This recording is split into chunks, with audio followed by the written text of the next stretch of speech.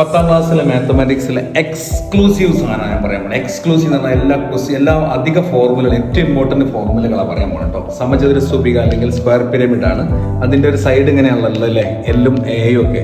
അപ്പം ബേസ് അടിച്ച് പാദമൊക്കെ എയും, സ്ലാൻഡ് ആയിട്ട് എല്ല്, ചെറിയൊരു ഉയരം എച്ച്, പാർശ്വം ഇങ്ങനെയാണെങ്കിൽ ലാറ്ററൽ സർഫസ് ഏരിയ പറഞ്ഞാൽ അതിൻ്റെ സൈഡ് ഭാഗത്തുള്ളത് മാത്രം 2al ആണ്.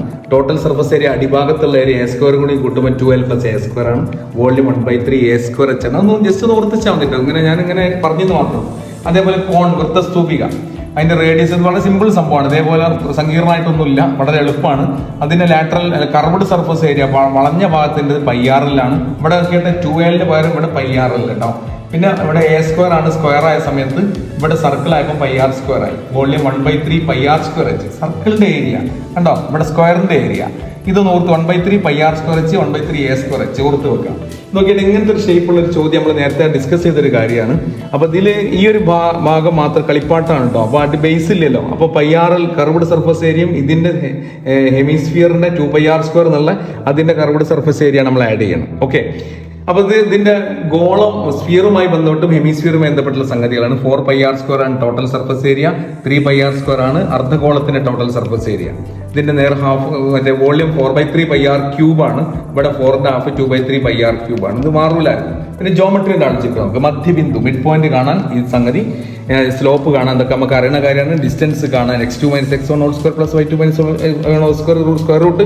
വരയുടെ സമവാക്യം, equation of line x - x1 / x2 - x1 = y - y1 / y2 - y1. വൃത്തത്തിന്റെ സമവാക്യം നമുക്കറിയാം. അരിത്തമെറ്റിക് സീക്വൻസിലേക്ക് വരാം. ആ നാച്ചുറൽ നമ്പേഴ്സിന്റെ സം n × n+1/2, 2 + 4 ഈവൺ നമ്പേഴ്സിന്റെ അല്ലെങ്കിൽ ഇരട്ട സംഖ്യകളുടെ തുക കാണാൻ n × n+1. ഓഡ് നമ്പേഴ്സിന്റെ സമ്മ് കാണാൻ n സ്ക്വയർ ആണ്. എത്ര എണ്ണം ഉണ്ടോ അതിന്റെ സ്ക്വയർ കണ്ടാൽ മതി. നോക്കിയിട്ട് ഇതുമായി ബന്ധപ്പെട്ട രസകരമായ ഒരു ക്വസ്റ്റ്യൻ കൂടി പറഞ്ഞിട്ട് അവസാനിപ്പിക്കാം. എണ്ണൽ സംഖ്യ 20 എണ്ണൽ സംഖ്യയുടെ തുക 210 ആണ്. ഇരട്ട സംഖ്യയുടെ തുക 420 ആണ്. ഫോർമുല ചെയ്താട്ടോ. പിന്നെ ഓഡ് നമ്പേഴ്സിന്റെ ഒറ്റ സംഖ്യയുടെ തുക n സ്ക്വയർ ആണ്, 20 സ്ക്വയർ 400 ആണ്. ഇതെല്ലാം കൂടി കൂട്ടി നമ്മളുടെ വെറുതെ.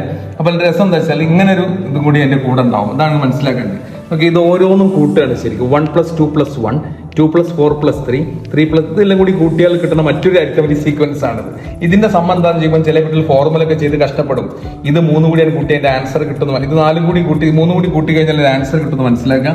നോക്കിയിട്ട് നേരിട്ടാണ് കൂട്ടിയിട്ട് അതിന്റെ ആൻസർ കിട്ടി. ഫോർമുല ചെയ്താലും ഇതേ ആൻസർ തന്നെ കിട്ടുക. ഓക്കെ, അപ്പൊ ഇത്രയും ഫോർമുലകൾ വളരെ ഇമ്പോർട്ടന്റ് ആയ സംഗതിയാണ്. പരീക്ഷയ്ക്ക് മാർക്ക് കിട്ടാൻ വേണ്ടി മാത്രമാണ് ഇത്. ഒരു ശ്രദ്ധിച്ച് എല്ലാവരും മനസ്സിലാക്കേണ്ട ഒരു സംഭവമാണ് കേട്ടോ. ഓക്കെ.